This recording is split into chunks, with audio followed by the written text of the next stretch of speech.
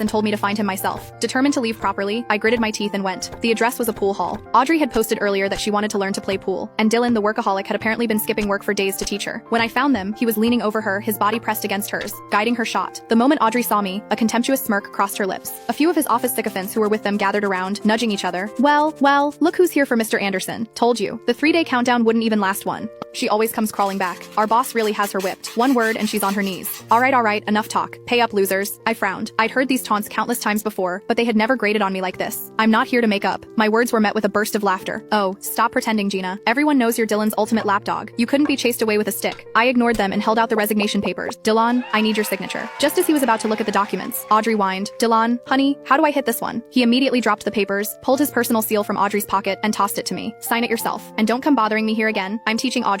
Dylan was obsessed with his privacy. His safe was off limits to me. He would shield his phone screen even when just entering a passcode. And his personal seal, he never let it out of his sight. But now he had just given it to Audrey. He was so preoccupied with her that he couldn't even be bothered with official company documents. I clutched the stamped resignation form, my heart feeling like a cavern with a cold wind blowing through it. I turned to leave, but Dylan called out to me. Audrey's busy for the next few days. You can handle her caseload for her. He tossed a thick stack of files at me, each one with nothing but a title written on the front. I'd lost count of how many times he'd asked me to do Audrey's work. All I knew was that every time I finished, she would take the credit, but if I made a single mistake in the rush, the blame would fall squarely on my shoulders. Sometimes I'd lose my temper and refuse. He would then accuse me of being heartless, of not caring about him or the firm. He'd say if I didn't do it, he would, and I, feeling guilty about his workload, would always cave. But all my sacrifices had only earned me his entitlement and contempt. But now I was no longer an employee. The firm's business was no longer my problem. No, I've resigned. Before I could finish, Audrey's whiny voice cut in. Dylan, it's okay. If Gina doesn't want to do it, I can do it myself. Dylan immediately softened. You just went through a divorce. You're in no state to work. Go on, have fun. Don't worry about it. Then, his tone toward me turned to ice. Don't you understand? You've already upset Audrey enough with that social media stunt. Now I'm giving you a chance to make it up to her. And you're refusing? You keep this up, and in 3 days you could be on your knees begging, and I still wouldn't take you back. I almost laughed. My mother had passed away unexpectedly, and I had been so grief-stricken, I'd fainted multiple times. All Dylan had said was, when you're done crying, get back to the office on time. There's a lot of work to be done. But Audrey? She'd been divorced for 2 years, and she could still use it as an excuse to skip work. Then don't take me back. I don't care. I turned to leave. Dylan's face was a mask of shock. The coworkers were stunned into silence. Audrey, however, just chuckled. Gianna, if you don't want to do the work, just say so. There's no need to play these hard-to-get games. At her words, the tension in Dylan's face immediately eased, replaced by his usual confident smirk. His voice softened. All right, Gianna, I know I've been neglecting you late. Just be a good girl and finish Audrey's work, and in 3 days, I'll go with you to get the license, okay? I scoffed. The same empty promises. But this time, I wasn't buying. I didn't answer. I just walked away. The coworkers started their snide remarks again. What's the point of pretending? Just watch. By tomorrow at the latest, she'll be back, begging. A wicked thought crossed my mind. I wanted to see them lose their bet. I smirked and looked back at them. Fine, you just wait and see. With my resignation approved, I immediately joined my best friend's law firm. In the legal world, your reputation follows you, not the firm you work for. My friend was so thrilled to have a top-tier lawyer like me on her team that she practically bowed down in gratitude. She offered me 10